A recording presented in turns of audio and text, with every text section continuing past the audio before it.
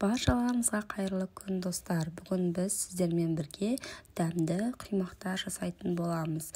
Ол үшін ең алдымен ыдысымызға жұмыртқаларымызды бөліп жарып аламыз.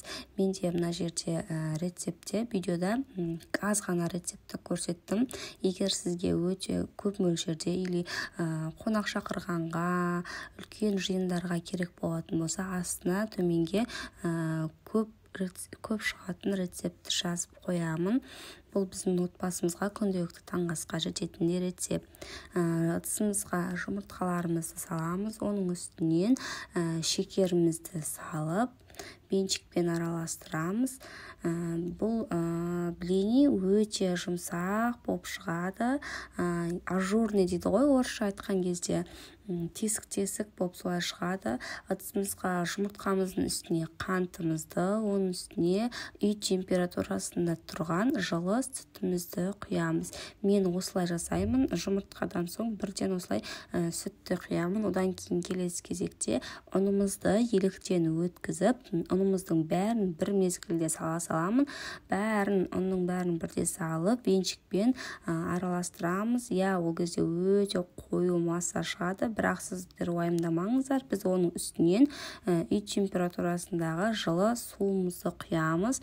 Суымыздың бәрін құйып жіберіп, тағы да араластырамыз және бір қасық ас содамызды құямыз.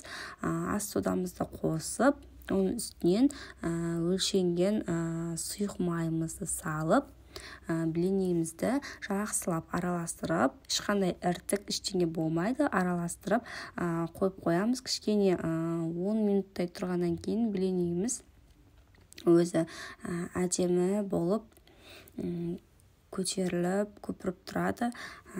Осы кезде бәрін жасап болғаннан кейін тапамызды қыздырып қоя берсек болады.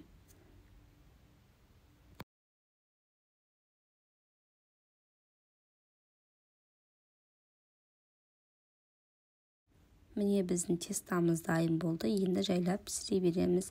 Тапамызды қыздырып, оның үстіне мен ең алғашқы жасалған блинге ғана май жағамын астына, одан кейінгілерге май жақпаймын.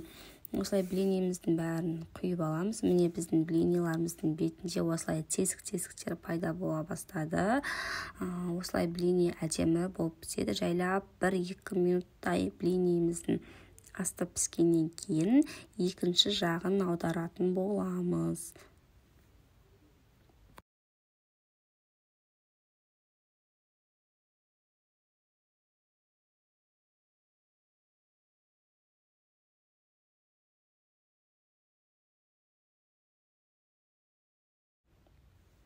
Міне осылай блиниларымызды біртіндеп пісіре береміз.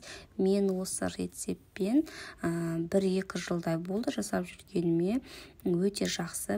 Егер сіз блини жасап көрмеген болсаңыз, осы рецептпен жасап көрсеңіз, міндетті түрде бір жасағаннан-ақ шығады. Таңғы асқа балаларға жасап берсеңіз, өте қатты жақсы көретін болады. Сіздер де отбасыларыңызға жасап беріп, қуантсаңыздар болады. Рахмет, сіздермен бірге болған Мақпал. Менің YouTube каналыма тіркеліп, лайк басып, комментарий басуды ұмытпаңыздар.